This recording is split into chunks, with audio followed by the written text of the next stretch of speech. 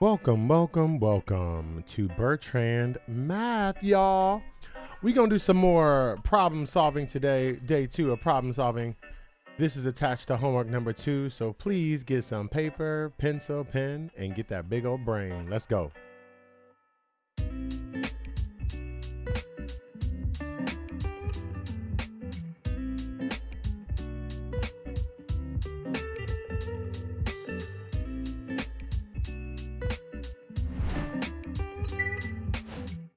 So, hey, y'all. So, welcome to Deeper Problem Solving here. This is our second day of working in problem solving, and we're going to take it just a few more steps further. In this video lesson, we're going to cover a few different types of problems in terms of problem solving. So let's remind ourselves what we did the last time we were together. We talked about inverse operations, right? When I'm adding something, I want to subtract it. When I'm dividing it, I want to multiply it. We talked about how to get rid of denominators when we have fractions when we're trying to balance our equations, or if we're dealing with decimals, whether are we going to multiply by 10 or 100. At the very end of that lesson, we talked about consecutive numbers, this idea of consecutive, right? Going in order. So if my first number was 3, the next consecutive number after that would be 4, and then 5, and so on.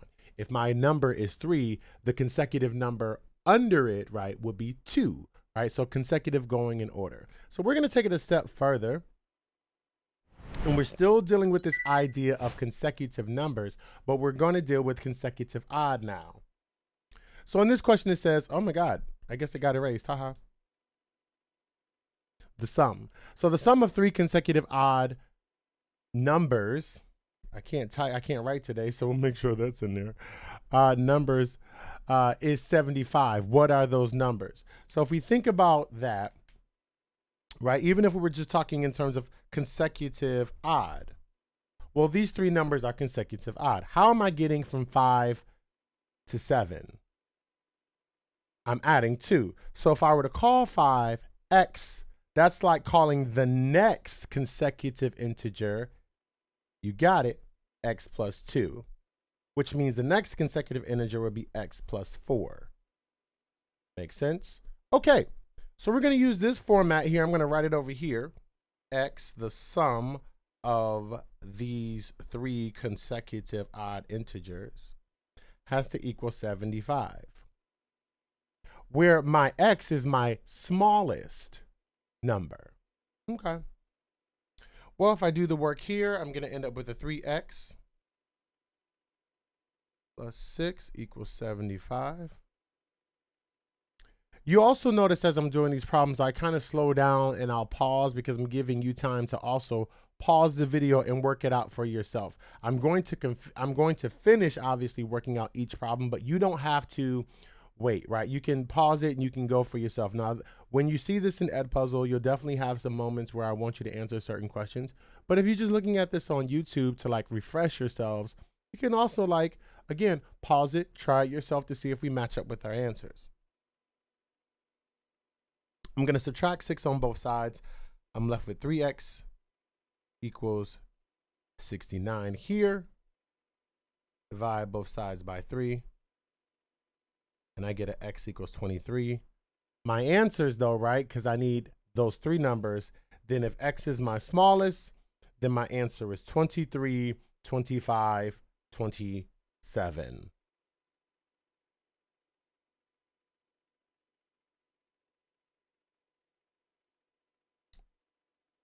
Now, I just want to show you this the same way, right? I'm going to leave the answer key here. But what if you were one of those students that decided to make your x integer your middle one, where, like we were talking about earlier?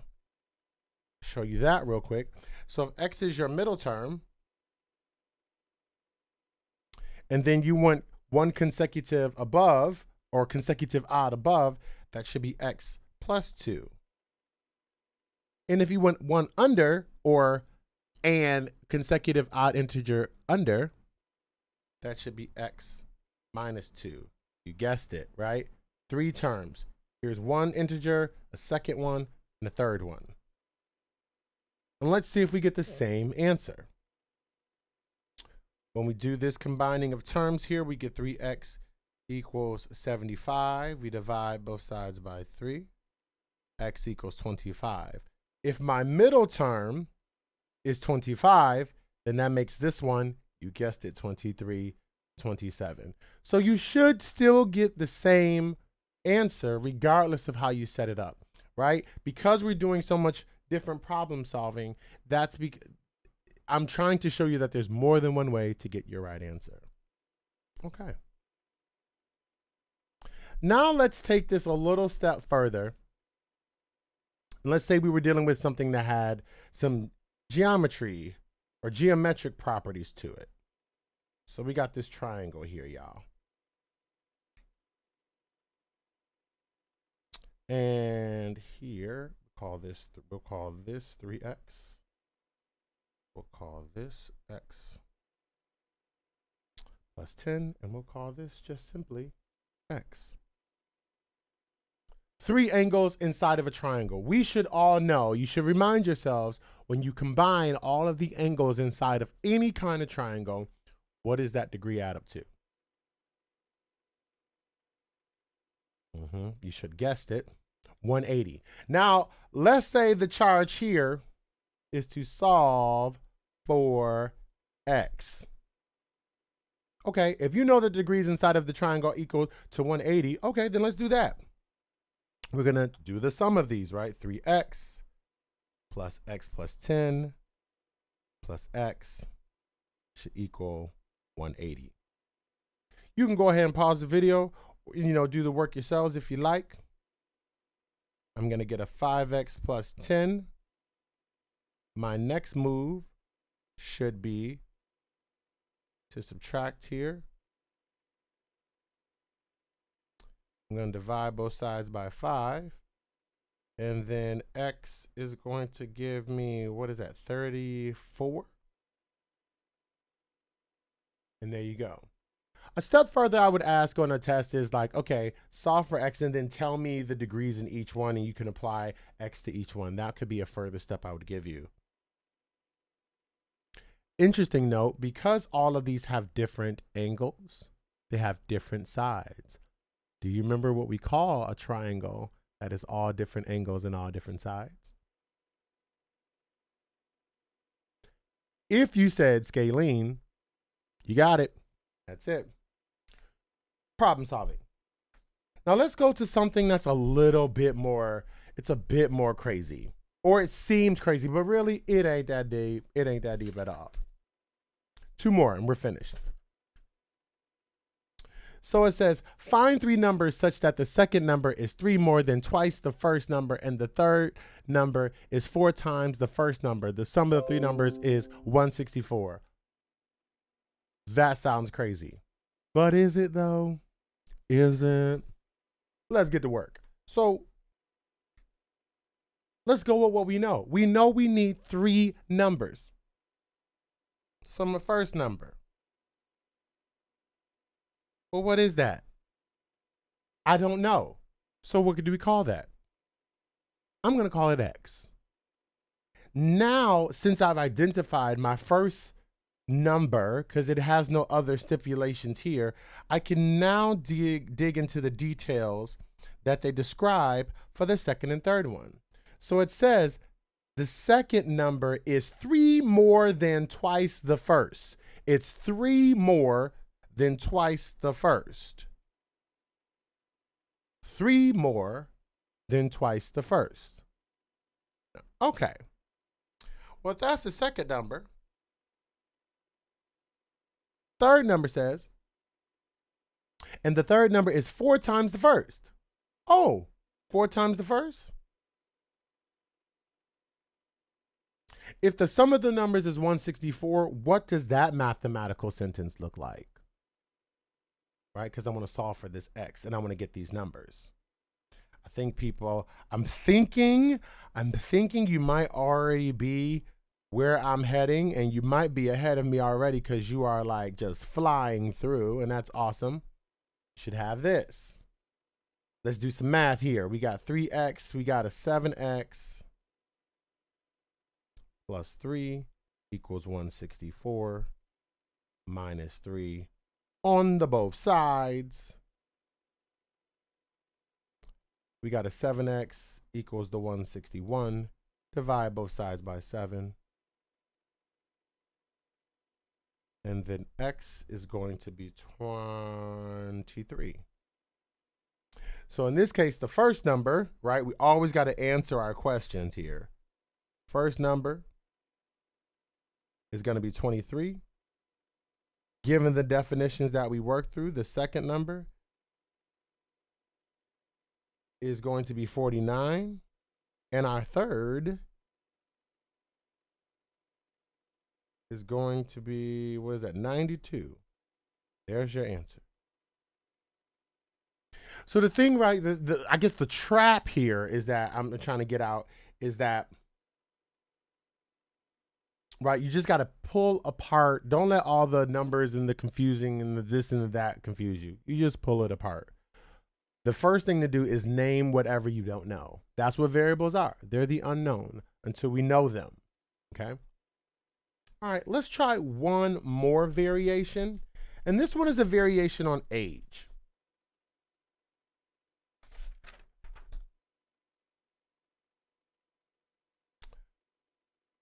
Sorry if that's difficult to read, but I'll put it down a little more so you can see this for right now. Okay, so it says Ben is 8 years older than Sam. 10 years ago, Ben is twice as old as Sarah. How old is Ben and Sarah? Okay. I'm gonna use B for Ben and S for Sam. A lot of students like to use just to stick to the X and Y, which is totally fine. No worries, you can totally stick to that. But this also works too. So I'm gonna use, just get letters that are simple and distinct. So now let's start translating like I know you've been doing over the last couple of years. Ben is 8 years older than Sam. What would that look like?